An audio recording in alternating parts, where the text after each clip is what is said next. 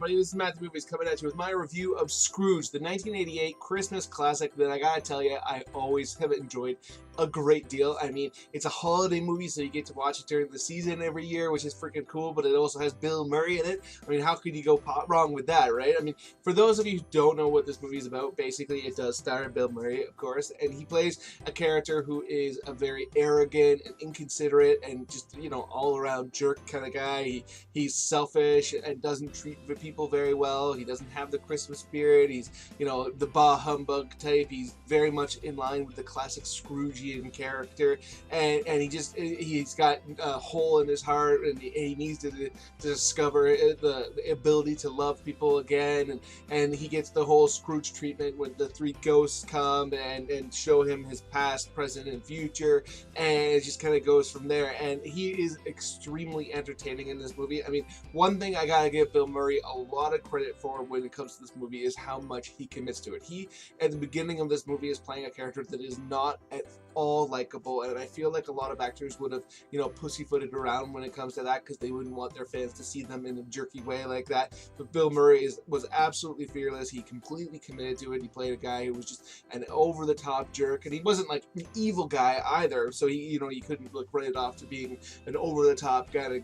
He just perfectly played a performance that was, you know, somebody who you would not want to be around by any stretch of the imagination. Then throughout the rest of the movie, seeing why he was the way he was, and seeing him kind of come to the realization that he doesn't want to continue to be that way and redeem himself and reconnect with some people in his life. I mean, it's very heartwarming in that regard too. So I mean, his performance is very much all over the place, but not in all over the place probably isn't the right way to put it, but it's, you know, it's got a very distinct character arc where he starts off in one way and then ends up in a completely different way, and I find it to be extremely believable. I mean, obviously he's put in a very outrageous situation, but his reaction to it makes perfect sense to me. And the next biggest character in this movie is played by Karen Allen, an actress who, you know, I've always enjoyed a great deal, and I find her to be extremely charming and lovable, which is so integral to this film because you really need to care about who she is. And it's fascinating too because, you know, she plays this kind of this person that in some regards you could maybe look at as being you know, preachy or whatever, where she sees the world in such a black and white way and sees the best in people, even when there isn't necessarily a lot there to see, but it totally works because the performance that Karen Allen gives is just so heartwarming, and she's just seems like such a lovely person, and so it totally makes the character work, totally makes you want to see his character, Frank Cross, get redeemed by her and have the two of them reconnect. And even though there is a little bit of you that feels like, oh, maybe she could do better because he has been such a jerk, I think the way in which they build up their relationship and the clear actual affection between the two of them, even though at various points in the film there's a lot of angst between them as well, I think it absolutely works. And you have Alfre Woodard, I think that's her name, let me double check that, I don't want to get it wrong.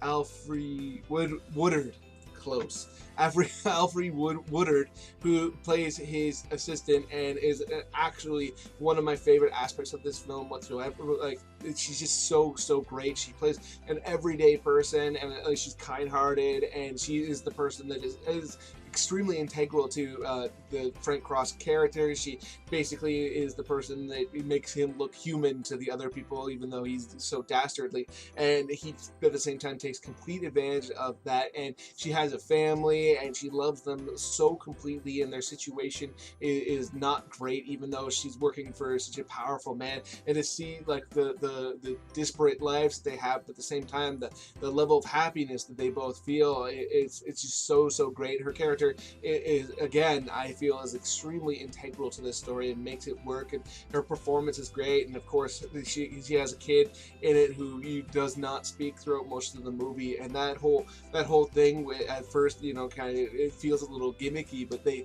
did such a great job with it. And the performance of the little boy, and when he does eventually speak, I mean, it's just It's just perfect in my opinion, and like I said, it does initially feel maybe like it might be a little bit gimmicky, but because they do such a great job of making it feel natural, by the end of the film, I didn't feel like that at all. And Bobcat Goldthwait is in this, and you know, anytime he shows up in something, that's always going to be a heck of a lot of fun. And he plays one of the other executives that Frank Cross decides makes him mad, and he gets fired, and he just, you see his day completely falling apart, and he gets drunk, and he comes back to wreak revenge on Frank, and just the way that whole thing plays out, and Bobcat, you know, with that voice and everything like that, at first he feels like somebody who, you know, could easily be stepped on, but then when he taps into that rage, I mean, there's the character is just, you know, got so many different levels in that regard, and you can see again one of the major things I think works with this movie is that every character is so well set up, and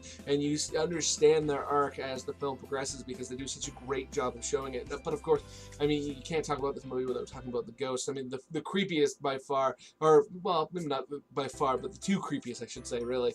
That you have the ghost that comes to him that was his friend that basically is telling him that he's going to be visited by these ghosts, and this is his only chance to evade a dark afterlife, and he is extremely creepy the moment out the window. I mean, and just the look of him, he looks like he could be in a horror film, not in this kind of movie, but and that absolutely works because it sets up the stakes of the film. And then when you see the ghost of Christmas Future, when he shows up, I mean, he's this Grim Reaper style being, and again, very, very creepy. And the moment where like he pulls open his robe and you see all the soul trapped within him, I mean, the actual effect is a little bit goofy looking now, but the concept of it, I think, absolutely works. The idea of seeing these tortured beings and giving Frank really impetus to really take the situation even more seriously than he had up until that point, I think absolutely works. And I love the ghost of Christmas Past, and I think he's hilarious the way he just absolutely laughs at Frank and has so much fun, and he's just like cigar chewing, and just, I mean, he's such a, you have a visceral reaction to him because, you know, Frank is that main character, and you've been set up to empathize with him to a certain degree by that point, and to have this guy that comes in and just mocks them at every turn, and just, you know, seems to have no sympathy for him, but at the same time, obviously, you know, is there to try to help him. I thought it was great, but at the end of the day, my favorite of the ghost has to be the Ghost of Christmas Present, played by the fantastic comedic actress Carol Kane, and she's absolutely hysterical. She's dressed up like a fairy, and she comes flying in, and you think she's going to be this like really sweet figure, but everything that she does, like every time she takes him from one scene to another, she has to do something to hurt him, like punch him or hit him with a toaster or whatever, and every time it happens, it absolutely kills me. And a part of that is because, like I said, I saw this movie for the first time when I was a kid, and when I saw it as a kid,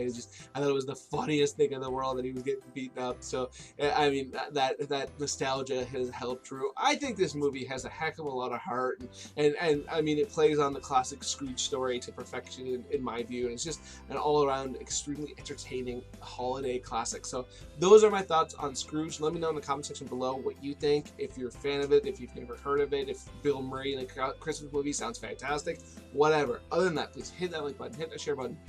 Makes it much more likely that other people will come check out this video because they'll find out it exists. And aside from that though, if you are new here or you just haven't done it yet, please hit subscribe, hit that notification bell. I love talking to people about movies, and I'd love you to be one of them.